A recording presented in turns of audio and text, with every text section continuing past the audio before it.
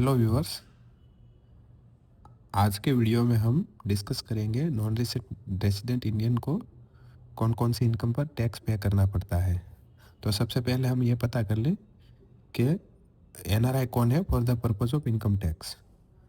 तो एनआरआई वो बंदा है जो भारत में इन द प्रीवियस ईयर 182 दिवस से कम स्टे करा हो तो बाय डिफ़ॉल्ट एनआरआई बन जाता है।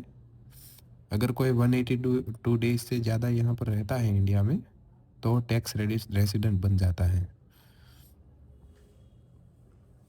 दूसरी कंडीशन ये है कि अगर कोई बंदा भारत में है in the previous year 60 days अथवा तो उससे ज़्यादा रहा है एंड वो लास्ट 4 ईयर मतलब जो प्रीवियस ईयर है उसके पिछले 4 साल के अंदर अगर वो क्यूमुलेटिव बेसिस पर 365 डेज से ज़्यादा रहा है इंडिया में तो भी वो रेसिडेंट बन जाएगा। इसके अलावा के जितने भी पर्सन हैं वो for the purpose of Indian tax system they are an N R I. Residential status हमारा इनकम टैक्स का सेक्शन 6 गवर्न करता है।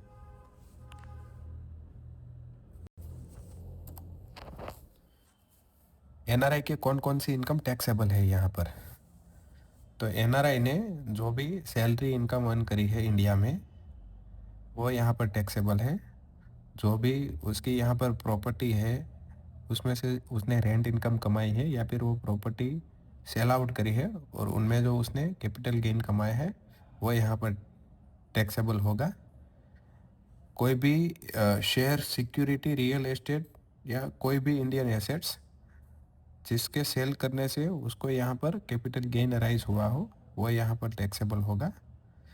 और एनआरओ अकाउंट में जो उसको इंटरेस्ट मिला है एफडी का इंटरेस्ट मिला है या फिर कोई अदर सेविंग स्कीम है उसमें इंटरेस्ट मिला है उसको तो वो टैक्सेबल होगा यहाँ पर।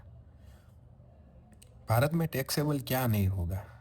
अगर कोई बंदा एनआरआई है तो उसकी बाहर की जो इनकम है उसने जो एब्रॉड में जो इनकम कमाई है जैसे उसकी सैलरी हो गई वहाँ पर अगर वो कोई बिजनेस करता है तो उसकी बिजनेस इनकम हो गई या फिर वहाँ पर उसने कोई इन्वेस्टमेंट करके रखा है तो अगर वो एनआरआई रहा तो उसकी इनकम यहाँ पर टैक्सेबल नहीं होगी अनलेस वो resident but not ordinary resident status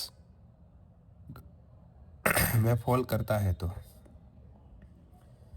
अभी गवर्नमेंट ने रिसेंट बजट में चेंजेस किए हैं, अमेंडमेंट अपडेट दिया है कि भाई resident but not ordinary resident अगर कोई रहा तो उसकी जो ग्लोबल पैसिव इनकम होगी जैसे foreign bank interest dividend capital gains rent from overseas property वगैरह सब यहाँ पर टैक्स होंगे।